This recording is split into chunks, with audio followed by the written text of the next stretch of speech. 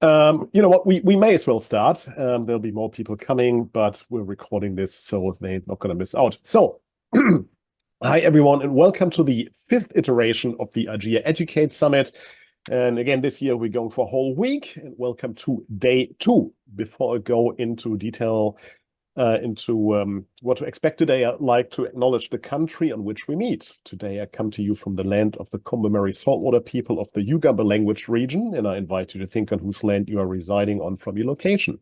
Sovereignty was never ceded, and as the lands have always been and always will be Aboriginal lands. And I pay my respects to elders past and present, and I extend my welcome to any Aboriginal or Torres Strait Islander people joining us today. So welcome, everybody. For those who don't know me, my name is Jens, and I'm the Director of Industry Member Relations at IGEA. And for those who don't know IGEA, we're the peak industry association for the video game sector here in Australia. So the focus on this year's Education Summit is human skills. What are the attitudes and mindsets the Australian games industry wants to see from junior talent? It is not just about your portfolio after all. And today we are joined by Myles Blasonato from Blowfish. Now, before I hand over to Myles, a couple of things. Well, actually, first of all, what is he going to talk about? He is going to cover problem solving and initiative, which is all about displaying a clear ability to approach challenges creatively and independently, something he will illustrate with game design examples. I've seen his presentation. It's going to be very, very good. But before I hand over to Myles, I would like to sincerely thank the city of Port Phillip for generously sponsoring and supporting this event and the Playside Studio Tour that concludes this whole Educates week. So for those of you who can't make it to the tour, we will record the talks that are given there, and we'll make those recordings available to spread the love. I have seen versions of them in the past. They'll be brilliant. So keep an eye out for that, and we'll alert you via email. You are probably familiar with the format of this webinar. In case you're not, Myles will do his presentation, and after that, you'll have an opportunity to ask questions.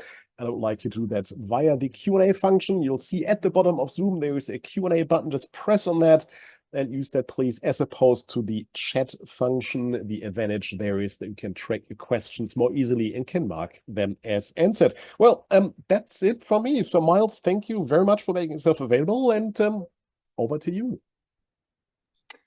Thanks, Jens, and thanks everyone for joining today. My name's Myles. I'm from Blowfish Studios. I guess we can jump straight in, and I guess I can introduce Blowfish Studios. So we've been around since 2010. It was founded by our managing director, Ben Lee, and our creative director, Aaron Grove. And the first game they actually worked on was a mobile game called Siegecraft. So maybe some people might remember Siegecraft, but then they went on to put out Gunscape in 2016. And we kind of been doing pretty well from there, moving into Web3 and working on some bigger AAA games like Phantom Galaxies. I'm just going to play this video for you for a little bit. It's just a trailer for Gunscape, and then we can continue on. Hopefully the sound works.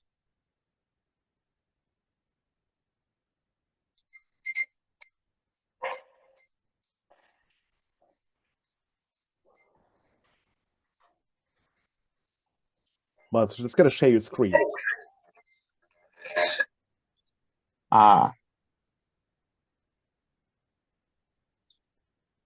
Let's do that. There we go. So hopefully people can see that. Let's make it bigger.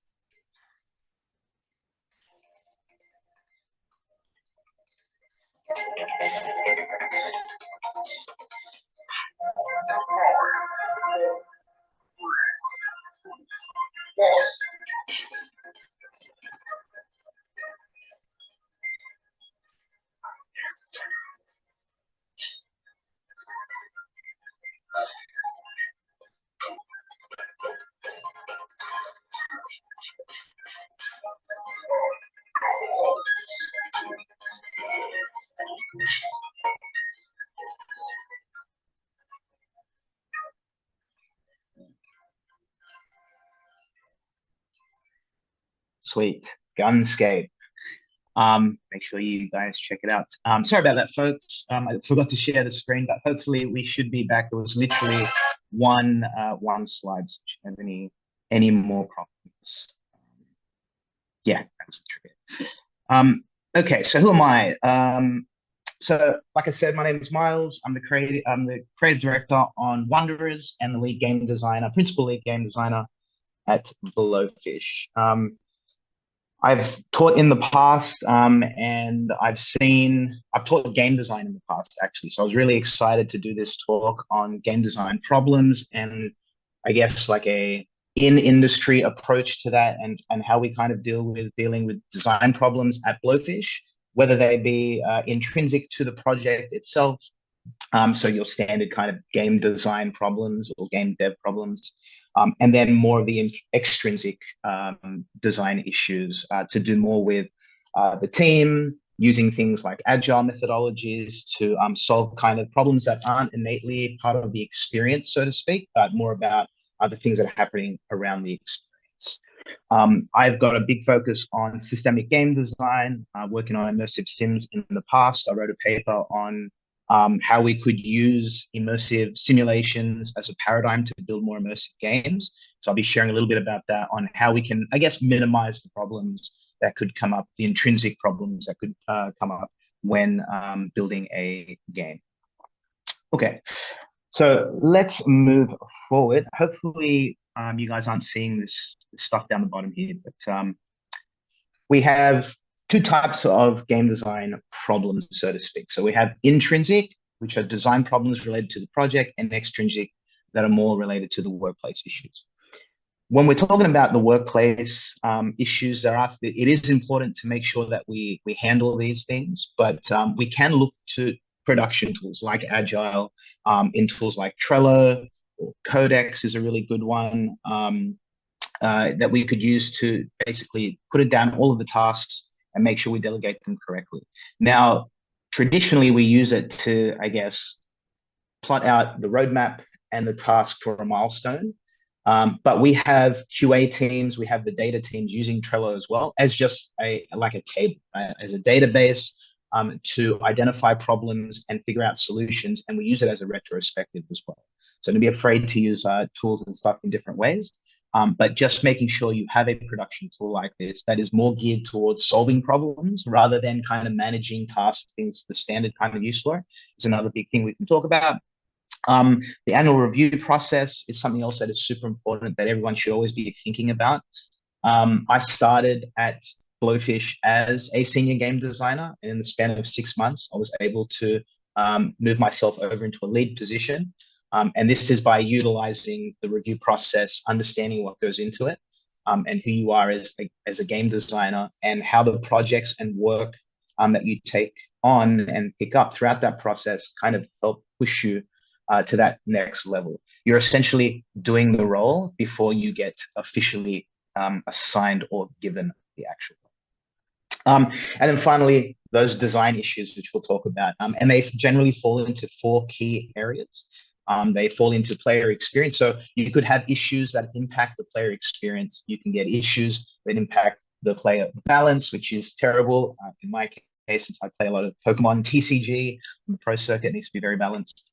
Player engagement is another big one. Usually retention is something that, it's going to be different for a lot of different experiences or genres, but for the most part, players have a beginning, middle, and an end to their experience, even if it is an ongoing title like, something like Fortnite, where it is a live service game. There is still a beginning, middle, and an end to someone's experience in that world. And we call that lifetime value. And so understanding the length of that is another important part, because it also gives you insights into the engagement. And then finally, progression, where players are getting blocked from moving forward in the game, whether that be level of difficulty, whether that be the amount of experience points or the grinding the player has to overcome in order to progress. These are the things that could form bottlenecks in terms of the experience itself. Right? So it forms a big chunk of what we're going to be talking about today. Okay, so first we're going to talk about extrinsic stuff, and then we'll move into the more intrinsic game design problems. So for the intrinsic workplace related problems, a lot of the times it'll all fall into communication. So collaborating is a big one. And to give you an example of something like this that you will notice as soon as you move into a studio is just the delegation of even something as standard as a game design document. Okay, like you guys, if you're already studying at a school, things like that, or at a college, and this is deliberate, right, to give you guys experience on how to do it all on your own. But essentially, you have a big vision treatment, which isn't a GDD; it's a more simplified few pages.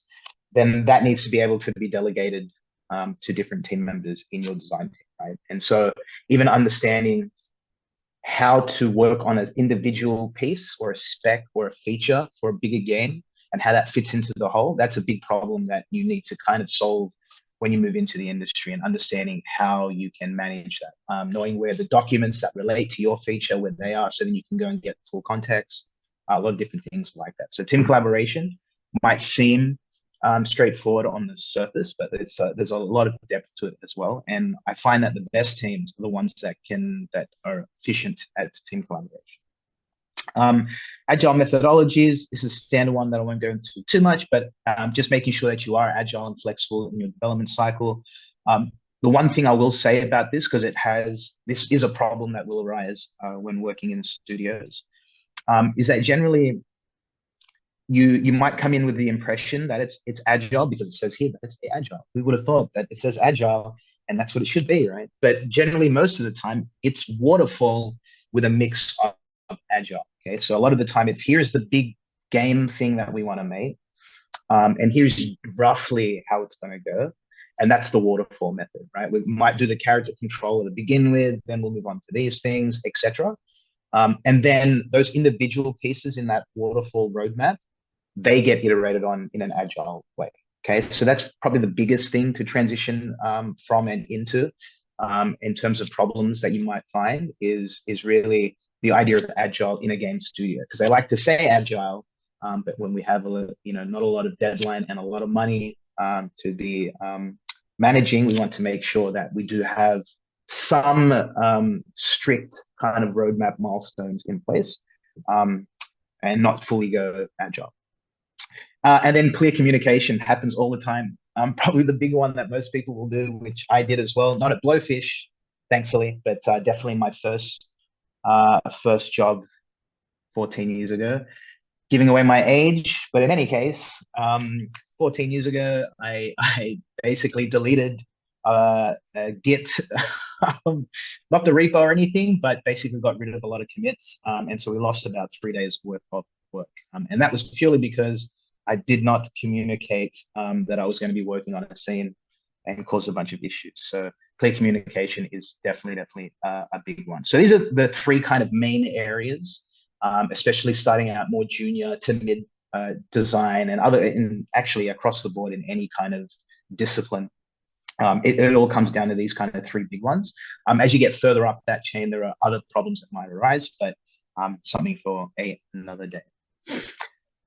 Annual review plan. So yeah, this one is an important one. I mentioned at the start of the talk that it took me 6 months to move from one position and get a promotion to the next. It's something that I've done in my career when I move into a studio, because I really like to understand the studio first, see what they are about, and then where I can kind of fit in.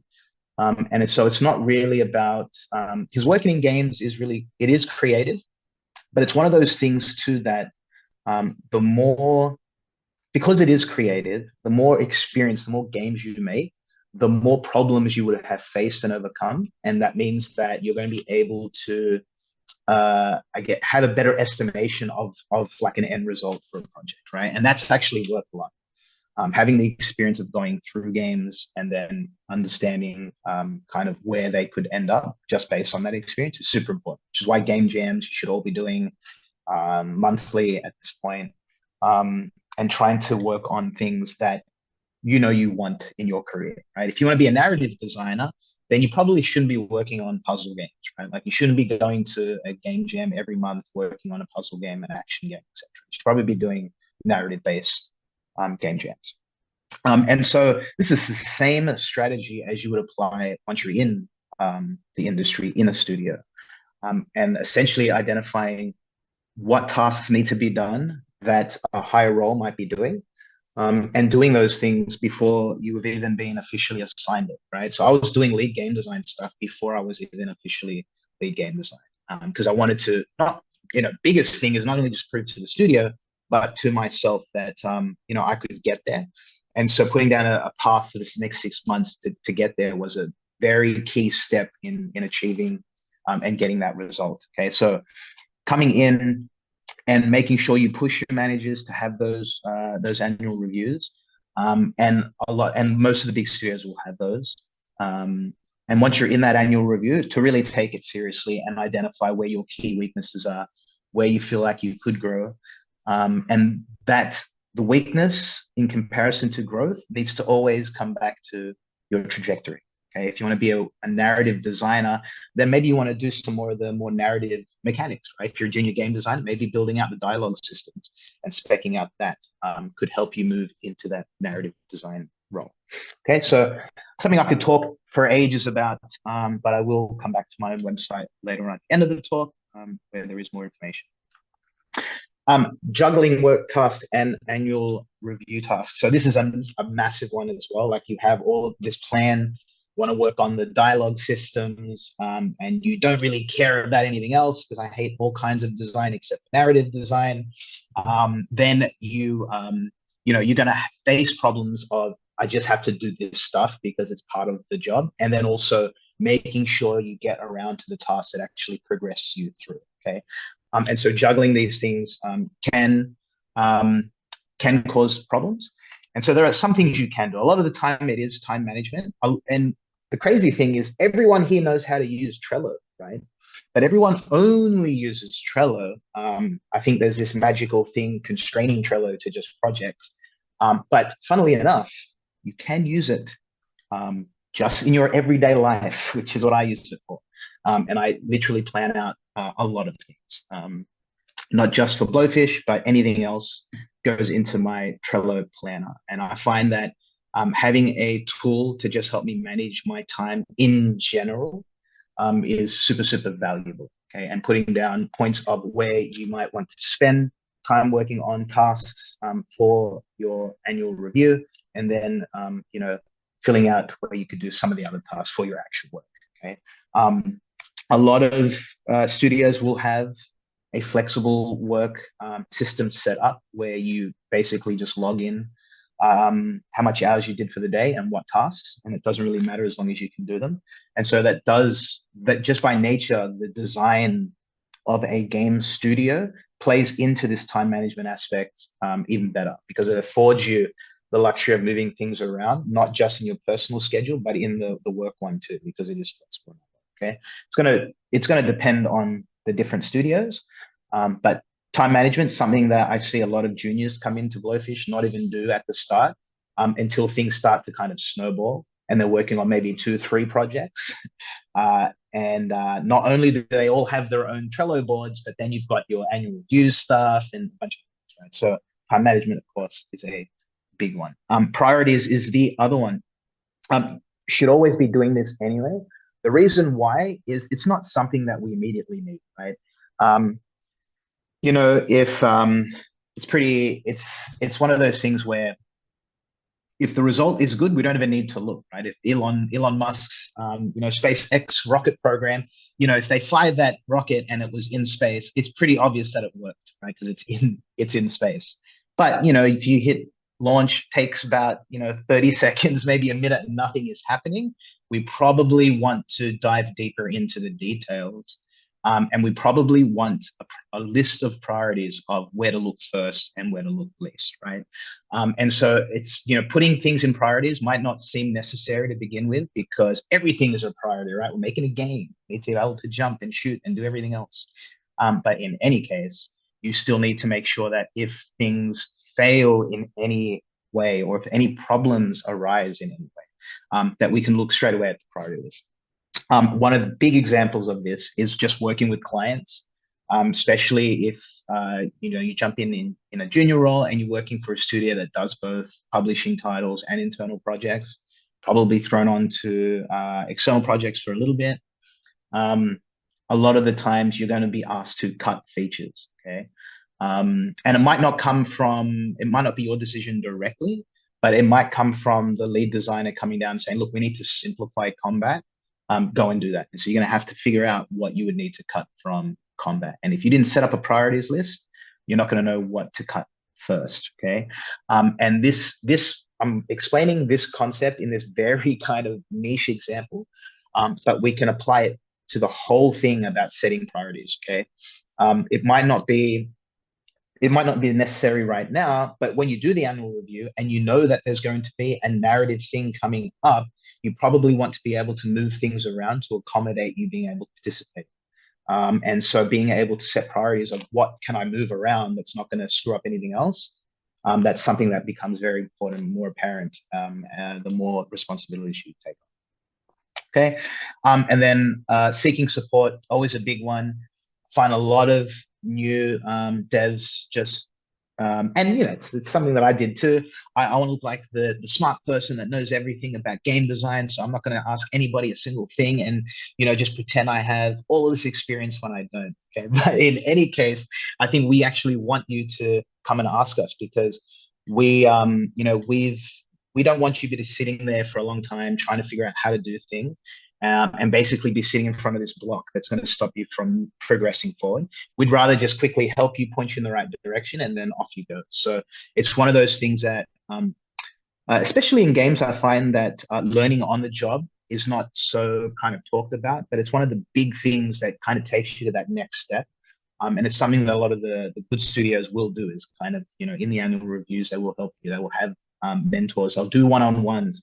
The design director of Blowfish still has one-on-ones with me every 2 weeks. We have one-on-one for an hour where we just talk about stuff.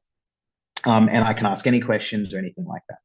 And so seeking out support, super important, and something that you should always be doing. Cool. So now that I've talked about that, let's actually start talking about my kind of problems, the problems I actually like to face in the intrinsic game design problems. There is going to be a space at the end for questions, folks, so don't worry too much about that. I will make sure to answer as many as I can. Now, with the intrinsic design problems, there are going to be mainly three phases or three kind of areas we want to look at. Of course, I've mentioned data and feedback, but it's not a secret that this is the glue of iterative design. Okay, and to give you another example of this before we move forward, okay, it's something that I see a lot of game developers don't really approach it this way. And I understand we're artistic and we want to build things that have a message and we have something to say. But we need to be able to track it. Okay, that's not to say you can't have a direction. You need to be able to track it. Okay, what the hell is Myles talking about? He's talking about tracking data. Let me give you another example. I was how long ago now? So maybe 11 months. 11 months ago, I weighed 110 kilos. And I've done this a few times a month, where I will lose a dramatic amount. And I've gone through the process again the last 11 months. I'm now down to 73 kilos. The lightest I've ever been was 85, I believe. So I've managed to take that and increase the efficiency of that by an extra 10 kilos. Okay. What was the thing that I did different here? For the first time in the last 15 years of training and eating properly and all these things, I actually tracked my calories, like actually tracked properly. I use MyFitnessPal. Okay, doesn't matter what you use. Use the tool to do this, and I literally figure out what is my goal first. I want to get to this weight. Okay, cool. How much does someone at that weight need generally eat to maintain that weight? Okay, not the weight that you're at now, but how much would they eat to maintain the weight they want to get to? So a 75 kilo person would eat this much a day. So I probably should eat that much a day, and then I will turn into that. Okay, cool. How far or are you off? Are you off by 200 calories? Are you off by 400 calories? You don't actually know. Are you losing too much weight, or are you not losing at all? You're gaining. You actually do not know unless you track how much food you're eating every day, and you can actually see now. If I'm supposed to only eat 2,000 a day and I've eaten 2,100, I've got to gain 100 calories. Okay, and it takes 3,500. There's a 3,500 calories in 1 kilo of body weight. Okay, so just simple math: 3,500 calories equals 1 kilo body weight. If we eat 3,500 calories over our maintenance, we will gain a kilo of body weight. Okay. So if we're eating 500 calories over what we should every single day for 7 days of the week, it's 3,500 calories. That's 1 kilo you put on a week. Okay. Why do I explain this? This is literally how you iterate on game design. If I'm over, I track it. Okay, now I go under with some type of strategy. Okay, same thing here. If the design that I intended, the players are not using it in the way that I've intended, how are they using it and how far am I off? Okay, you need to always have a reason why someone is using your thing. And I'm going to get into an actual example here with the wonders in a second. But basically, you don't know why they're not using it in the way you want. I need data to validate how they're using it, and then and it'll help me kind of gauge what I need to do to fix it. Okay, let's move forward a little bit more. When some of the parts of the game are too easy or too hard, balance problems, we know that. When the game feels a bit too boring or it's a bit too confusing, it's a pacing problem, okay? Generally tied to flow. What is flow? Essentially, if the challenge that the player is required to do is too easy, they become bored and then they leave the game. If the challenge is too difficult, it becomes too frustrating and they leave the game. Okay, so really the challenge must meet the player's current level of skill in order for it to be good pacing. Okay, that is the formula. That's the formula. The challenge, the current challenge, must meet current level of skill that the player has. Any harder the challenge, any easier the challenge, and you'll lose them straight away. Okay, that's pacing problems. And then retention, which we spoke about before, lifetime value and having players to continue to come back in and keep playing. You know, daily quests and things like that. These are the kind of three main problems that you will hit, and they all impact player experience. Okay, these are the three big ones: balance problems, pacing issues, and retention. Okay. So we talked about the importance of playtesting, and I explained to you how we could use that to help with iterative design. It helps us spot balance issues, and most important thing, those pain points. Okay, and those pain points will come from any one of those categories, balance issues or any of those other ones that I mentioned. Okay, but they all come back down to pain points. And so being able to spot the pain points is important, but you need to validate the pain points. You can only do that through data. Okay. Now, if I see someone and I can see that they are putting on weight and they're getting cranky about, you know, they put on weight when they're supposed to be losing weight, I can assume like roughly that they've probably eaten more, or they're in a calorie surplus. They have more calories in their system than they should, and that's why they've gained the weight. Okay, that's something we can deduce instantly off of that, but we don't know where that's coming from without more data. Okay, we actually do not know where the pain point is coming from. Are they not using the app because it's too annoying to track calories? Okay, that's pain point, right? Are they just not eating the foods we're telling them because they just don't like the taste of it? That's another pain point. Okay, all of these the reasons for why they're doing the thing we don't want them to do, that's pain point that we need to identify and then validate and fix. Okay, so you mean data can actually help? Oh yeah, can if we do it correctly through surveys, forums, and probably the biggest one in the recent times is like Discord. And it's another big one. And the way that we get that data, I like to just be weird and lurk on Discord and just pretend that I have nothing to do with the game. Meanwhile, asking sly questions like, "Oh, do you guys play card games? Cool. What do you like about it?" And then someone will pick up like, "You're an idiot. You've used your actual name, so I know that you work Blowfish." And you know, but in any case, I still pretend that I don't really say too much in Discord. But I'm really looking out in secret. Observations, quotes, and opinions. These are the big ones. Okay, so observing what people are sharing in terms of images and videos. Okay, we had a lot of people share deck profiles for the Wanderers. It is a Wanderers, without going too much, as we will in a second, roguelike shooting game, bullet hell, but with a card game element. So like trading card game element. So observing like decks people were sharing was super important, key for looking at strategies, quotes, things that people were saying about how they would approach different game modes was super important. Their opinions on if they felt like our infinite mode was too difficult or too easy. And, you know, how could it be both easy and difficult at the same time? How can two players give us two completely contrasting bits of information? It happens. And so all we can really do in these cases is use something like affinity mapping, okay? A way to synthesize the data. Okay, I don't want to go too much into affinity mapping. A lot of you guys might have already learned this, but you have raw data. I've got a bunch of observations, a bunch of quotes, a bunch of opinions. How the hell do I organize all of this stuff? What does this opinion even relate to? We can use data synthesis to kind of categorize and organize the raw data. So now we can analyze it a lot more efficiently, okay? And prioritize it a lot more efficiently. Once we get to that level, and now we know, okay, here is all the data we've got, and it's nicely categorized and prioritized, we can now throw them into the schedule and start to work on each one of these things. Okay, so it's really, really useful to just collect data and organize it. We work with a third-party company called Helica, and they've actually built a website for us where we have all of the data, reports, and I can just like log in whenever I want and just see what people are doing. I'm going to share some data from Wanderers in a minute.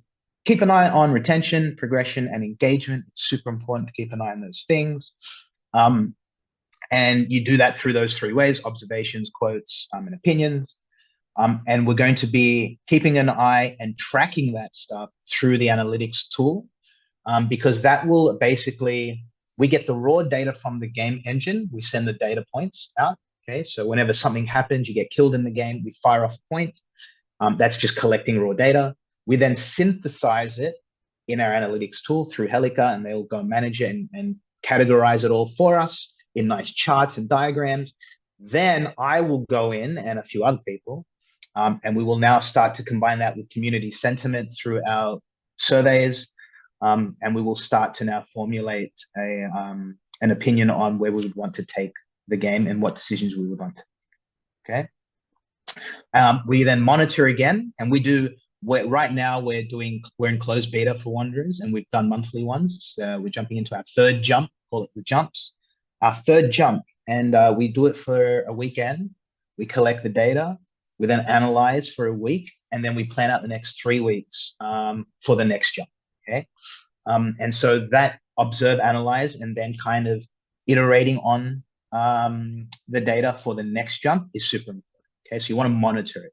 You did the change based on an assumption based off data. Now you need to monitor it to see if that change is actually done. Okay, I ain't got no time for that. So what can we do to mitigate these problems? Okay, you're not going to be able to get rid of all of these problems. You're still going to have to monitor. You're going to have to do iterative design, collect data. You're still going to have to do. But the order of magnitude for that can change, right? You might have to do that a lot, or you might not have to do that too much. It's really up to how you approach the initial design, okay? And this is a framework that we have worked on at Blowfish.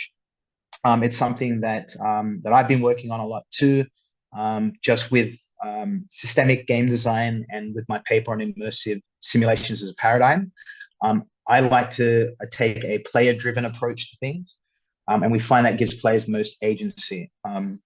And it's helped mitigate the amount of kind of UX changes and UX problems that would arise from getting these games out, especially in a closed beta sense, where you'd want to get most things, especially the character controller, kind of polished to the point where a lot of the feedback is coming in to improve the game and not really giving you things that you kind of already know, right? So Stuff that's like half-baked, we just leave it out.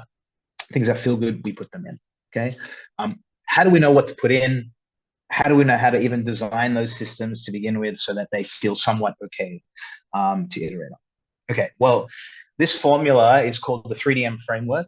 The 3Ds are for define, develop, and design, where you define the message, develop the metaphor, and design the mechanic. And then the M is to monitor. It's a framework for solving design problems. Okay, so the way that this works is you essentially have your message. So I'm going to use Spider-Man because it's very simple to use. So if, let's say the message for Spider-Man is with great power comes great responsibility. That's actually the message that I want to put through. Got to be very specific with your message always. It can't be, does great power require great responsibility, right? If it's a question and you can explore that in maybe be a bad guy or a villain or, that's fine. But the exploration should come from the player and how they want to explore in that world. You should already know what you want them to do. If you want to show them or teach them that your actual belief, which is with great power comes great responsibility, that is literally it. There's no question or argument about it. Great power comes great responsibility. That is your message. That's what you're going to try and teach to people based on your own understanding of that moral argument in real life, okay? So define your message. Great power comes great responsibility. Then the metaphor for this. We could have for this, in terms of the metaphor, rather than, we could have a system of saving people, okay? We could look at this from, like a power standpoint. Great power comes great responsibility, and then being able to use your powers in a good and evil way, okay? That is good, because now you're letting players explore all the different routes, but they need to figure out which is the one that we're actually trying to push for, which is the one that is canon, okay? And it's using it for good. But the players can explore the different ways. So that's the metaphor. We actually do this through the metaphor of like doing good and evil kind of things in the world of saving lives to show you the message of with great power comes great responsibility, okay? And to even make that abstraction even further, the message doesn't have to be a superhero thing. It's just, we want to teach people that when you have great power, maybe you're someone that's an influencer and you have a lot of power on influence on people, or you have a lot of money, or you're the president, right? Anything to do with power, you need to make sure you're responsible. So that's the kind of moral that we want to instill into people, but we're going to tell it through the metaphor of a superhero using his powers for good and evil, okay? Then we move down to mechanics. And if let's say we're picking Superman to do this, you can't simply assign a health bar to Superman because Superman is indestructible, right? You can't just shoot Superman. And so how could we better, and how could we then better contextualize this feature? We could add a health bar to Metropolis. And so as Metropolis is taking damage, that's kind of like Superman dying. And if Metropolis gets to 0, Metropolis has been destroyed too much and you failed as Superman, right? And so that's another important part of it, where we could just put in any health system, right? But understanding the message, great power comes great responsibility, the metaphor of being a superhero, and then picking Superman as our hero, we're now able to build a mechanic that is already tailored to the character and something that players would normally already expect from the IP and the license, okay? And now we monitor the dynamic. Then we see how people feel about it. Are people complaining that Superman has no HP system and it's all on Metropolis? Is saving Metropolis too annoying? We monitor how people respond to that decision, okay? And that gives us our first base, okay? That first pass of like, okay, it's kind of in the ballpark.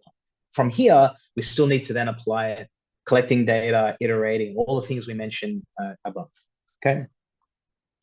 3D framework, very brief, but it's something that I'm going to be putting up on my blog in a couple of weeks' time. Okay, so I've talked a bunch of stuff, a lot of stuff, and so what I want to do now is just give you an example of all of this work.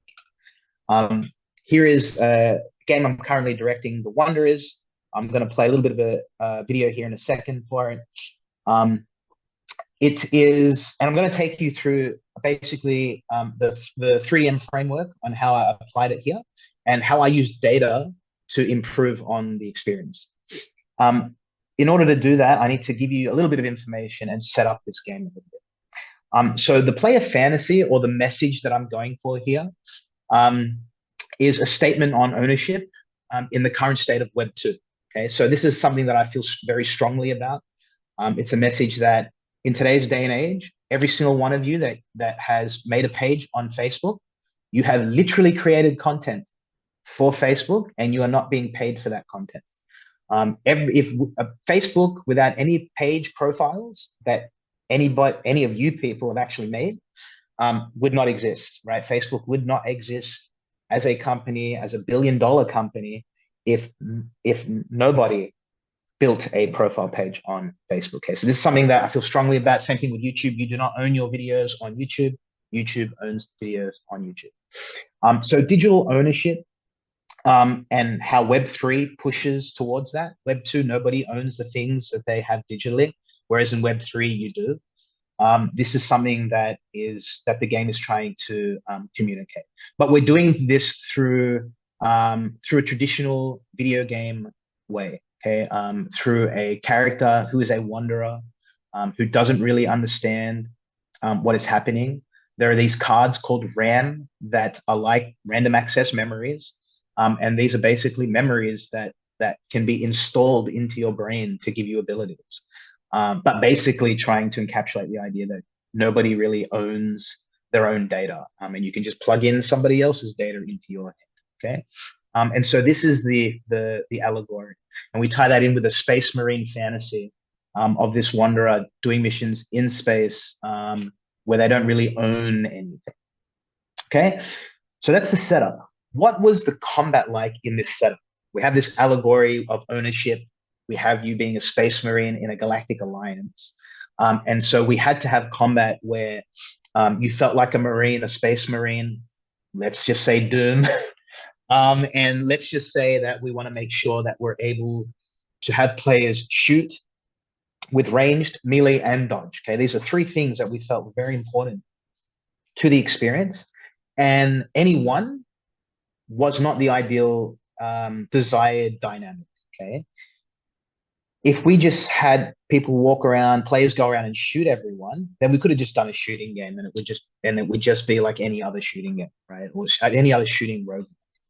If we put melee, then it would be the same thing, but just melee instead of ranged. And so really the movement between ranged, melee, and dodge, and using all three in almost an equal ratio, moving from encounter to encounter, that was the intended dynamic. Okay, that's the intention. I don't want you to kind of move forward and through the game with just using one strategy. I want you to have to use all of various different strategies and use all of the different controls. Okay, and so switching between range, melee, and dodge during combat encounters was the intention. Okay, I'm going to show you a video of how players were actually using this system. This is pre-changes, okay? So what you're going to see now is what was happening before the change. This is where you could switch between any weapon. And so the thought and the intention here is they would switch between different weapons. Here's how people actually play.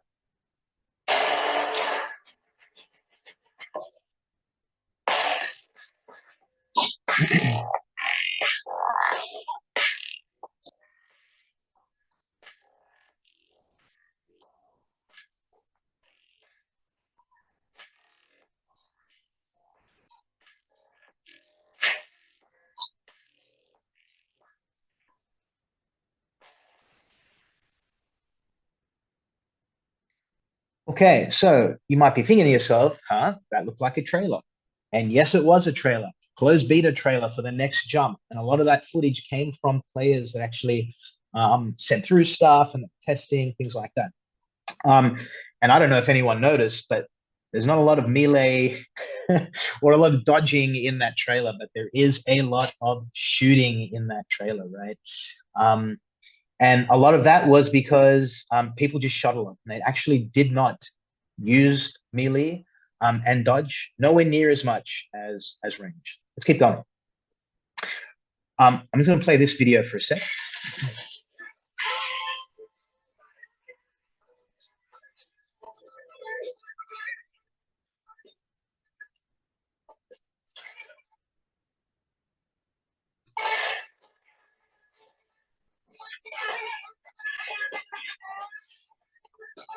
Dodge, another dodge, shooting. Oh, there's some melee. And a lot of shooting again.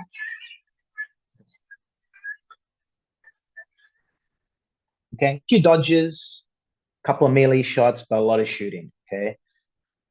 Ranged, melee, and dodge work off a stamina system rather than a resources system, such as dropping potions or ammo to replenish as opposed to waiting for stamina to recover. Okay, so it works off a stamina system. You have unlimited swings, unlimited ammo, unlimited everything. It's just there's a stamina, so you can't keep spamming it. There is a stamina system. There's just no physical count for resources. Okay, and this resulted, as you can see, players can shoot, melee, and dodge. However, players always shoot and never melee or dodge, or very rarely do it. And when we looked at the data to validate that assumption, we saw that for every 1,000, and I didn't put dodge here because it was basically the same. It was like 1,050 or something like that. It was basically the same. So for every 1,000 melee attacks and dodges made, there was 10,000 shots fired. It was 10 times more shooting than there was melee and dodge. Okay, 10 times more. And when we had a look, it's because of the infinite ammo and the reason that players could keep shooting, and it could be the damage too. So we could increase melee damage to do a little bit more. Maybe that could help things, right? There are a few ways that we could approach this. Without going and giving you guys the answer of what we did, what could we do to help reduce this number down? We need to bring 10,000 down. It's right now at a 1-to-10 ratio. We probably want it around about 1-to-4 or less. Now, I don't know if we can take questions here, Jens, but maybe we can get people to type them into the chat, and I'll maybe just kind of look through, or some QA stuff. Otherwise, we can leave this and maybe see if we can get some questions at the end and see how people solved it. No, more than welcome to take any questions in case there are any. And thank you so much so far for the presentation. A lot about calorie intake. That's it. So what I wanted to do is just, I guess, get maybe a couple of people to maybe put up their hand and give me one solution that we could maybe use to fix it. We want to reduce the amount of shots fired from 10,000 and get them less. What's one way that we can? Yeah. All right, audience, over to you. And I've got the chat opened up here, so feel free to put into the chat. Could be anything. Could be putting in a heating system, right? Where it overheats, the gun overheats. Maybe that reduces the amount of shots. Remember the 3DM framework. That's something that can help get you really far in one of those options. Gonna open up the QA, see if anyone has anything. If not, then I'm just gonna give you guys the answer. Looks like I might have been able to help there. I wasn't expecting a lot of answers, if any, because it can be a little bit tricky, but I will show you how we intend it. Oh, we have something here. Separate resources for each mechanic, balance resources accordingly. That's actually really, really good. So that coming in as a spot on answer. So that was from Maddie, coming in saying that separate resources for each mechanic. Yeah, so that is one way you could do it. You could separate and give ammo, you could give health packs, and then you could give maybe dodges. But someone else, anonymous, introduce enemy types that are more resistant to range damage, mix them in. That is another really, really good idea. So we've got two here. We could separate the resources and actually instead of making it infinite, we could actually give you finite resources, so ammo and packs. Or we could change the resistance and weaknesses of enemies to force you to kind of switch, okay? Now, let's hold that thought. Thanks, everyone. I think I've got the answers. Let's jump back in and let's see what we actually do. I'm gonna hide this. And so what we actually did was we found that the unlimited resources was playing a big part of it. And it's really crazy that the two suggestions came out the way that they did, because we basically implemented both of those. Now, the bigger difference was the unlimited cap. Even though we didn't make we didn't give you finite resources for melee or dodge, people weren't using them anyway, right? It was 1,000 dodges, 1,000 melee attacks versus 10,000 range. We didn't want to reduce melee or dodge any further. So we didn't want to put a resource count to those.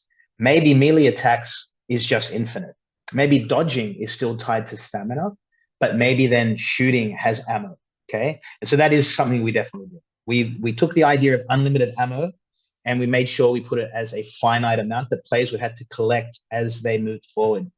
I planted a little seed and I mentioned Doom earlier on, and I'm hoping people picked up on that. And that's why they've said, give you resources for each 3, because just like Doom's combat, you basically never end up in a scenario where you move from room to room with 0 ammo. Never. Because if you use a melee attack on an enemy, it drops ammo and you get full ammo straight away. So you should really only notice no ammo from encounter to encounter. I could kill a wave of enemies, end up with 0, have 0 bullets, but then I would get all of them back, right? Because I use melee at the end. And then I get another wave and do the same thing. So you only have 0 bullets for that encounter once you run out. As soon as you hit the next encounter, you should have enough bullets to keep going. And this is how Doom does it. This forces you to push forward combat, right? You go through, you mix between shooting, then melee to get bullets back, dash out, and then go back into shooting. Once we made this change, this was the primary one. We already had the different resistance and weaknesses. This is how players ended up playing. Ash Titan. Oh no, is that a boss? Oh Lord have mercy. What is that? Oh, you can do it. It actually looks really nice though. I'm not gonna lie. Yeah, it plays really well. The frames are really good on this. Let's go. It's only a single player now, but they have a co-op session too. So, oh god. Oh my god. Stream sniping. This is actually a pretty hard game though. Oh, he's a boss. Fight the boss yet? Oh. So enemy changes to force players to dash, putting in drops like the ammo there and the health to make people go and chase those and dodge. Traps. Ooh, that's a good one. That's a lot of damage. How about a little more? Level 9. Who's this guy? Oh, Lord. Oh, whoa, whoa. Oh, my God. He's almost dead. And you can now see the count on the ammo. It's 151. And as that drops, players now start to dash and do melee to get more ammo. Let's go. Oh, that's a lot of damage. Oh, Lord. That was intense. That first play was crazy, though. The second play, this might can't get all the help. Yep, that's a boss. That's a boss. Oh, my God. Oh, he does crazy damage. Wait a minute. Who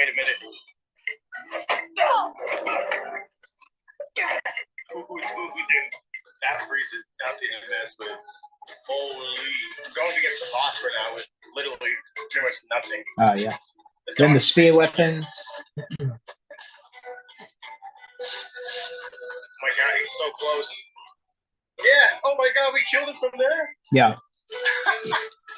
And then being able to use explosives and traps to then kill enemies to then get ammo. So if you didn't have any ammo, then you could use the traps and stuff as a way to kind of capitalize on that. So not removing the fun from unlimited ammo, because it was fun having unlimited ammo, but giving you other ways to kind of take out the enemies so that you don't really feel that the ammo is actually finite. Okay. Now this didn't really show a lot of the dodging and the shooting. With the melee, you will notice the bullets going up. But he just cuts, right? Because we couldn't get a proper stream for it happening. But what this meant is for us when we actually looked at data, we found that we had reduced the ranged attacks from 10,000 to 3,000. It came down to a 1:3 ratio, and we're looking at a 1:4 ratio, okay? And so now, yes, they're still shooting more, but it's like for every 3 shots, you probably then dash out of the way to dodge like an incoming, or you might, every 3 shots, you might dash out of the way and strike a guy to get some more bullets back, right? So that kind of feel, that's actually what we were intending, to be able to move, a couple of shots, dash, swing with melee, then dash again, maybe collect some ammo, then dash back out, a couple of more shots, then dash back in. This idea of quickly moving around or switching between melee, range, and dodge was the intended dynamic. And by tracking it, using the 3DM framework, and then making sure we monitored how those things changed on a jump per jump basis, really allowed us to really tackle these problems that came up throughout production.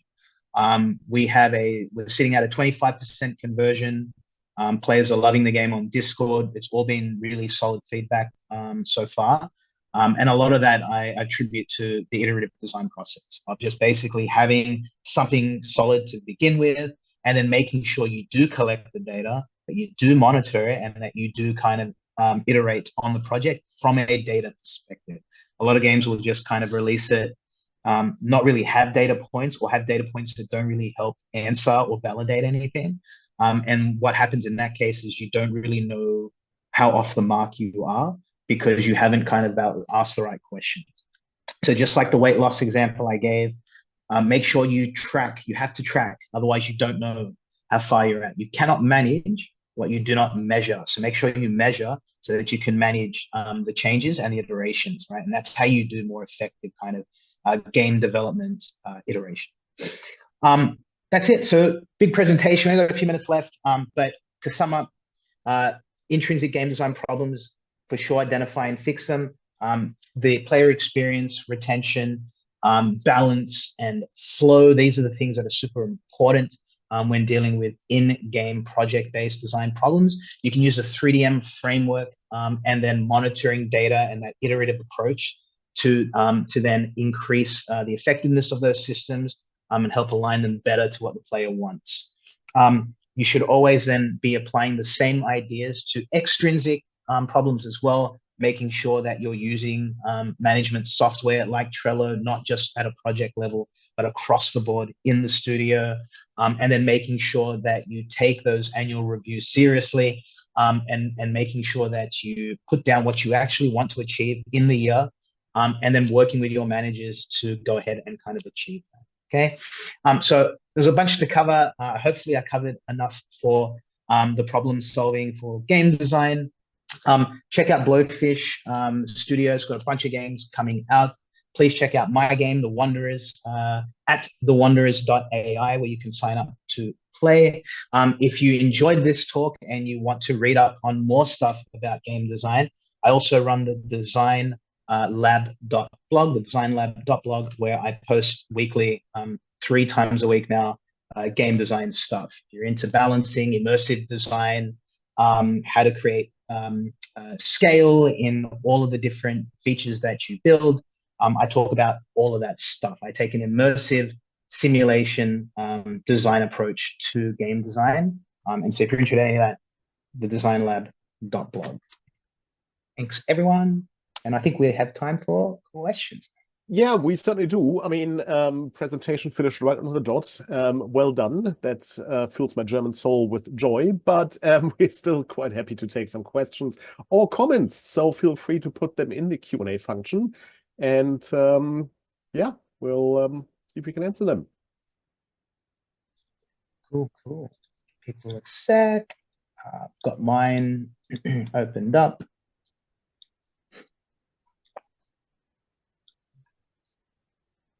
Right, no questions so far. I mean, you know, maybe it's just so comprehensive that it's too comprehensive. It's too comprehensive.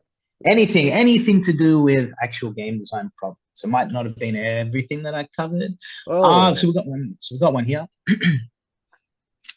from Christina. Are there like some basic types of questions you cover for feedback, or do you ask the right ones? Yeah. So there is some basic questions that you want to get for feedback from players. The biggest one. So I guess number one is you want to make sure they're all open questions. Okay, never ask a closed question, because you're only going to get yes or no.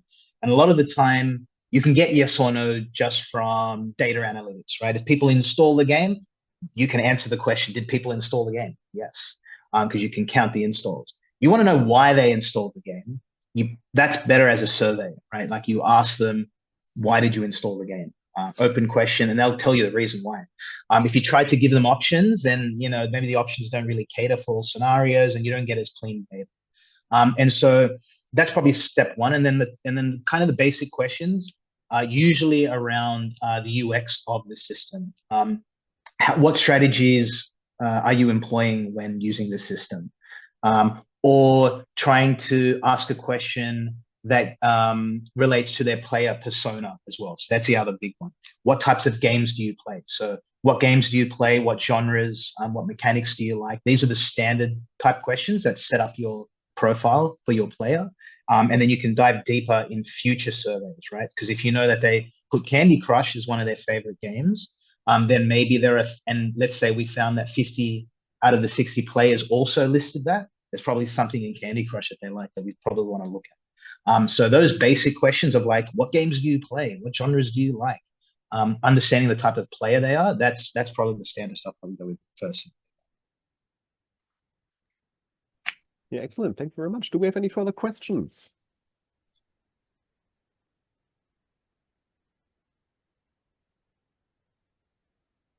All right, well, it doesn't seem to be the case. I think we may have come to the natural conclusion of this webinar.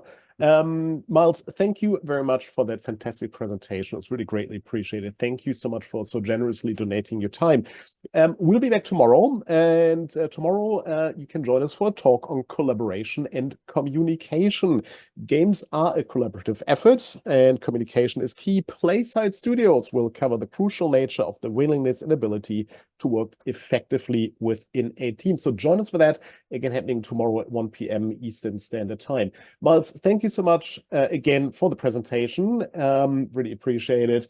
Everybody else, I hope to see you tomorrow. So take care and see you then. Thanks, everyone. Bye.